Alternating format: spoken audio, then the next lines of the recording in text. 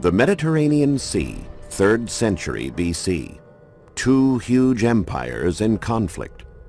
The Romans, with their lush and verdant home base in Italy, wanting to expand south to Africa, to further their holdings, and in the process, gain knowledge in philosophy, literature, mathematics, and art. And the Carthaginians from North Africa, led by their great strategist and inspirational general, Hannibal. Hannibal's goal was to conquer Rome, his aggressor from the north, and he would let nothing stand in his way, not even the dangerous and foreboding Alps. But was he smart enough to overcome what would soon be the most powerful nation on earth?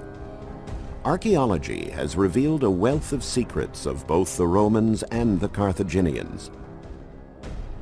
Come with us now as we trace the tracks of Hannibal and the war between two powerful civilizations.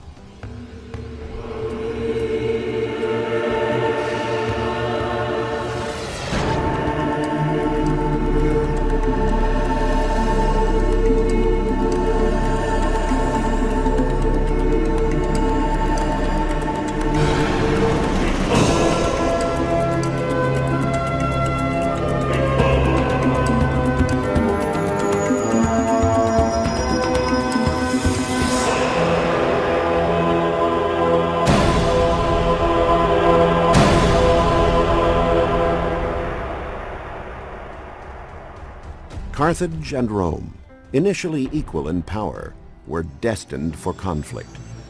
The Carthaginians, based in North Africa, dominated the Mediterranean on the south, with colonies across Africa and into Spain. Rome was beginning its ascent at the same time, engulfing most of Italy and beginning to expand its power to the west. Carthage was known for its naval power, but the existence of the large and magnificent port of Carthage, described in detail by the Greek historian Appian, remained shrouded in mystery for centuries. It was only in 1974 that archaeologists were able to conclude that the port was near modern-day Tunis. This is what the tremendous harbor of Carthage looked like at that time. Ships would return from the sea into two pier areas, one for commercial ships and one for military. Carthage's modern, fearsome warships gave them uncontested dominion on the seas. Rome, on the other hand, was powerful on land.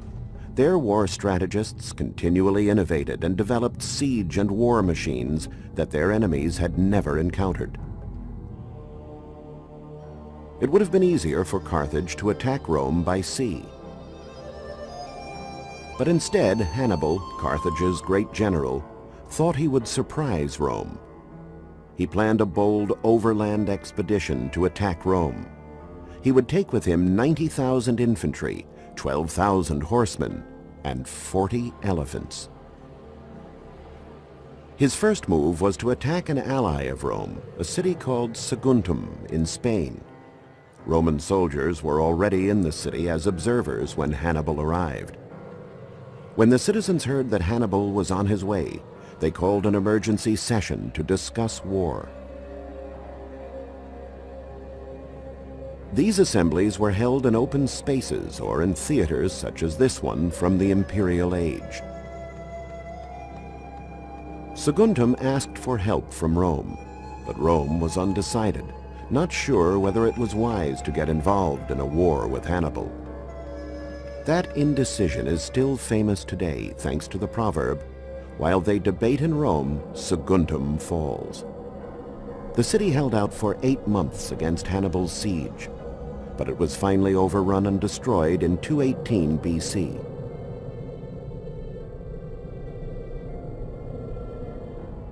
The Carthaginians took the surviving citizens of the city and sold them as slaves, a habit the Romans practiced as well. But the Roman soldiers who were there, they took along as hostages. When archaeologists started excavating in the Carthaginian region, from northern Africa to Spain and Sardinia, they found a great quantity of objects. some decorative, such as these colorful glass pieces, and jewelry like this, and others whose meaning was unclear. It took archaeologists years of work and hundreds of comparisons to objects of various sites to figure out that they were almost all amulets or good luck charms. To ward off evil, there were the smirking masks, while to protect against snake bite or scorpion stings, big dangers in northern Africa, there was the path pateko. The hands of these statuettes try to indicate to the gods the position of the pain. Carthaginian art was thus strongly tied to magic, as well as being in great demand throughout the Mediterranean.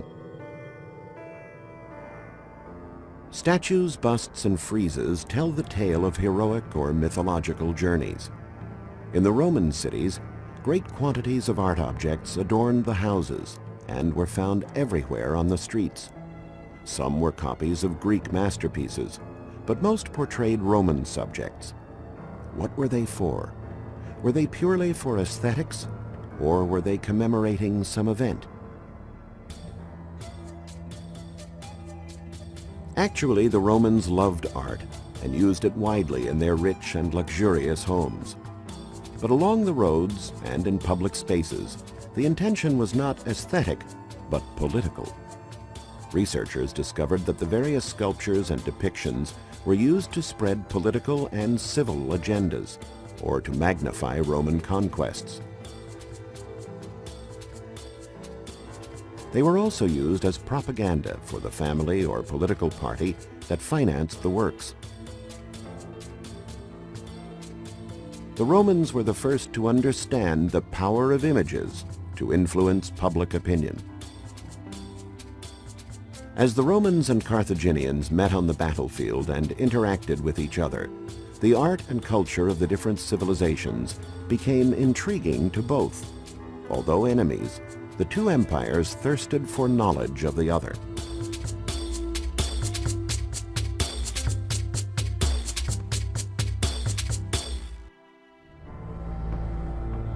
After sweeping through Spain, the powerful Carthaginian army advanced into France, to the banks of a deep and wide river, the Rhone.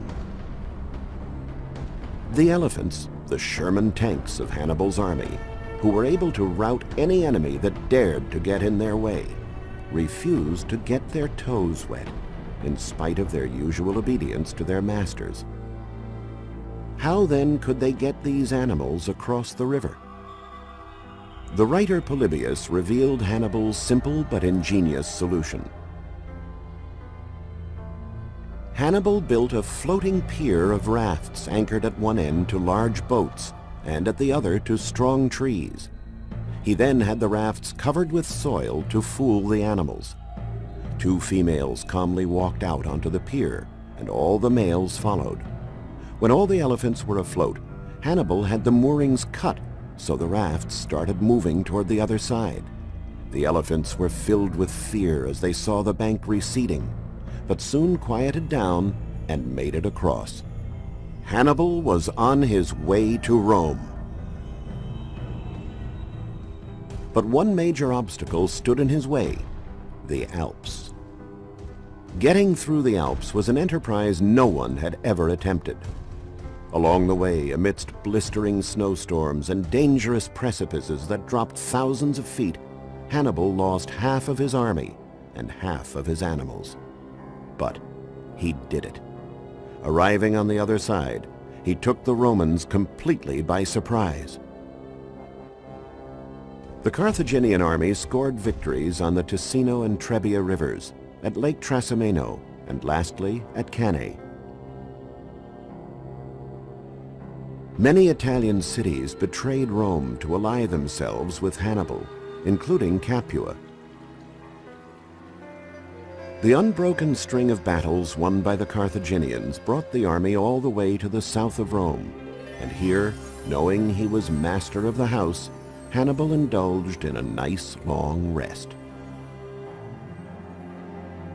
He must have enjoyed the lush countryside and the natural beauty that the south of Italy has to offer. and he indulged in learning about Roman customs and the Roman people. The Romans as well were learning about their neighbors from the south, their lifestyle, their habits, and customs. The cross-pollination of cultures left archaeologists trying to explain many of their discoveries. What were these molds for? What did they cook in these pots?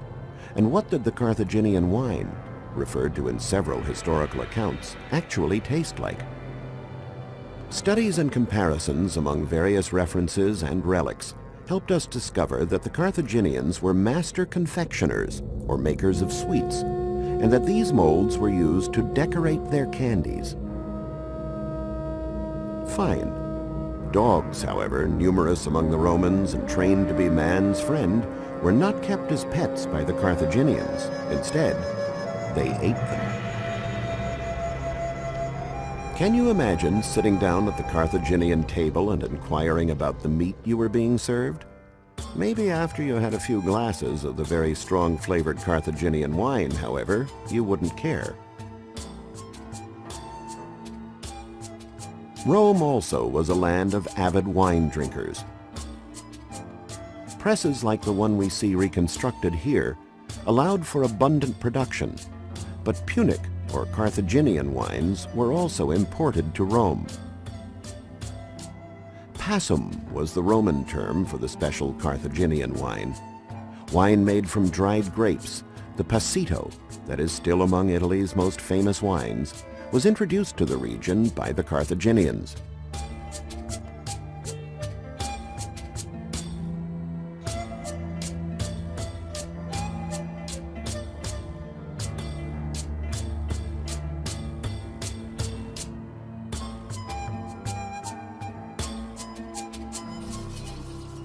The Bardo Museum in Tunis has the world's largest collection of Carthaginian objects. Necklaces, pins, brooches, rings, and buckles to beautify the Punic women.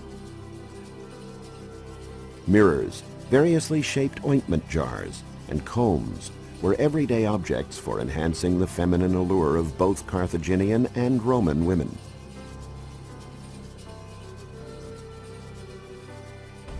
After a long rest, it was time for Hannibal to pick up his weapons again. Rome, feeling safe within its walls, waited. Hannibal wanted to show the Romans that he could reach their gates without difficulty, and he did. He set up camp at the doors to the Eternal City, waiting for some sign from destiny. If Hannibal had entered Rome, he would have seen the people offering sacrifices before the temple of Jupiter Capitolinus on the Capitoline Hill.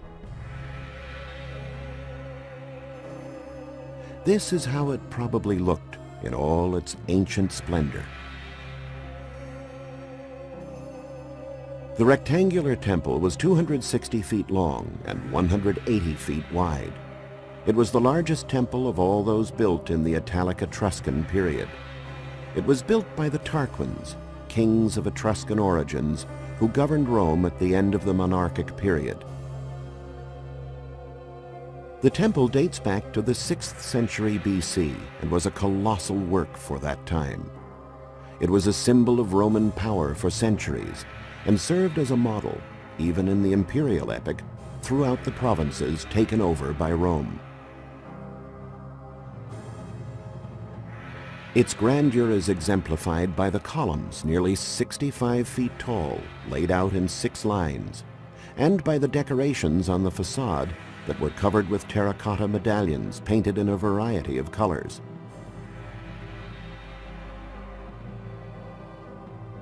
On the Capitoline Hill, the Romans held their most important ceremonies, such as the Comitia Tributa, meetings during which the plebeians or people of Rome elected their representatives.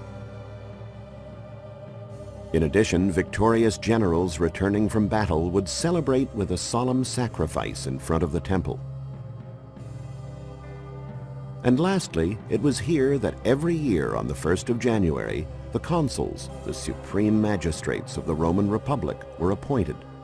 They ran the state and had full powers and control over the army, but held office for only 12 months, almost like king for a year.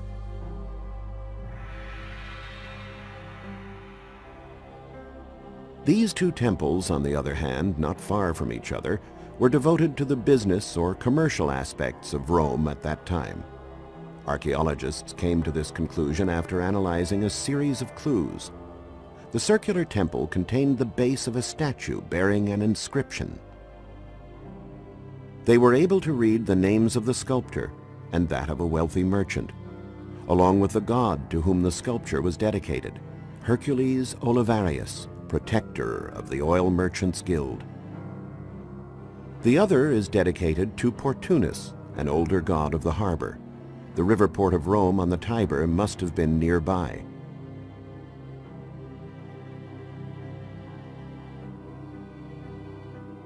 Outside the city, Hannibal stared at walls protecting the city that looked more difficult to overcome than the Alps. These walls date to the 4th century BC and are called the Servian walls. They were built using the top edge technique, whereby one stone is set on its side and the next one on its edge. This system allowed them to construct a wall over 30 feet high and 13 feet thick. Stretching almost 7 miles, the walls enclosed an area of over 1,000 acres. The Romans felt they needed them that strong after a bad experience with the Gauls, who had made it into the city. These walls gave the Romans a sense of security, and they didn't seem terribly concerned about Hannibal's presence. In writings from those days about the siege, it states that the land on which Hannibal had set up camp just outside of the city was sold while he was there, and its value didn't even decrease, meaning that someone expected it to be vacated soon. The massive walls and the strength of the Roman army behind them ended up discouraging Hannibal, who had no sophisticated war machines with which to attack the city. The Carthaginian leader also realized that he had made a tactical error by leaving behind several cities that were still faithful to Rome and ready to intervene in her defense. Hannibal withdrew, and as a gesture of goodwill that was unexplainable for someone whom many portrayed as a barbarian, set free his prisoners. The Roman soldiers, who were his captives for 7 full years, entered a festive Rome as free men.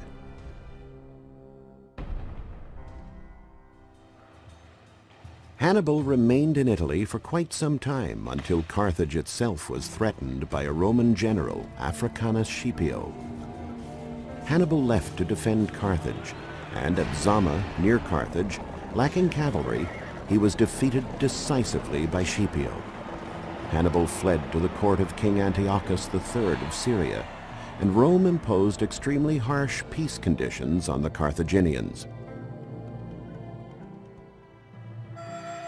The fame of the great leader and the hope of finding his traces drove archaeologists to dig at the hill of Byrsa.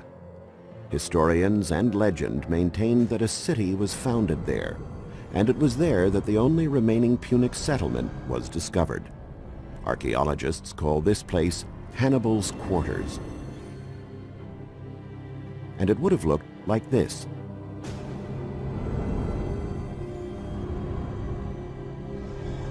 Since Rome had now routed another enemy, it was business as usual in the city, and that meant the daily offering of sacrifices to the gods. Religious functions were held in front of temples containing statues portraying the gods. This huge temple was divided into 3 separate areas called cellas, each one devoted to a particular divinity. The most important and grandiose was dedicated to the king of the Roman Olympus, Jupiter. Because of his supreme position, his cella was in the middle, and his portal was larger than the others. The 2 cellas on either side had lower and narrower portals, indicating to worshippers that they housed lesser gods. The cella on the left was dedicated to Jupiter's wife, known to the Romans as Juno. She protected women, marriage, and fertility, thus guaranteeing the propagation of the Roman race. The other cella, on Jupiter's left, is dedicated to Minerva, goddess of science and literature, protector and custodian of the city of Rome. The three gods were the most widely worshipped in the Roman Olympus, and, thanks to the practical spirit that characterized the Romans even when it came to religion, they were all gathered in one place. Thousands of pounds of precious incense were offered throughout the Roman Empire to these three gods, the Capitoline Triad. On the other side of the Mediterranean, in Carthage, the Punic religion encompassed more intimate and mysterious aspects. The Carthaginian gods, more than being human-like figures, represented mysterious forces that were invigorated when nourished by the sacrifice of living blood. In 1921, during a clandestine dig, a tomb raider found this stone slab, or stele. It portrays a priest with a child in his arms. It would soon be famous throughout the world, triggering a debate that has continued to this day. Archaeologists began excavating where the stele had been found, and found other steles, urns, ashes, and bones of children. They had uncovered the Tophet of Carthage, the world's largest children's cemetery. But was it a cemetery or a place of sacrifice? The archaeologists revealed a shocking practice. The children were put into a fire and cremated in a ceremony known as molk. Diodorus Siculus, a Greek historian, tells us that the Carthaginians offered their own live children to the gods. The last archaeologist to excavate the Tophet was the American Lawrence Steger. Using the context in which the urns were found and various historical sources, including the Bible, he reached the same conclusion, that the sacrifices really occurred. But the preeminent scholar of the Punic world, Sabatino Moscati, is of a different opinion. He believes the Tophet is merely a cemetery for children. His thinking is based on the absence of children's graves in other cemeteries in the ancient cities.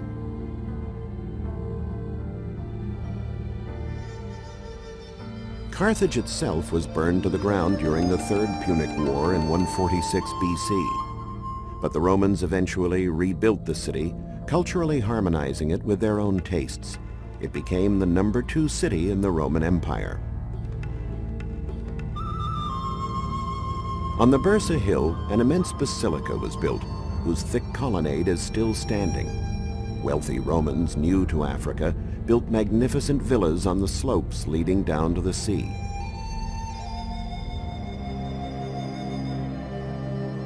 This villa, called the Aviary for the bird motif mosaic that paves its courtyard, is one of the most sumptuous. The reception hall is paved in marble, and it includes a garden theater, complete with stage and stalls. The Romans brought their architecture to Carthage, along with their games, their art, and their elegant lifestyle that today still shines with a rare beauty. The Carthaginian civilization, 1,000 years older than Rome, more or less disappeared into the history books, though a few traces can still be found throughout the Mediterranean basin.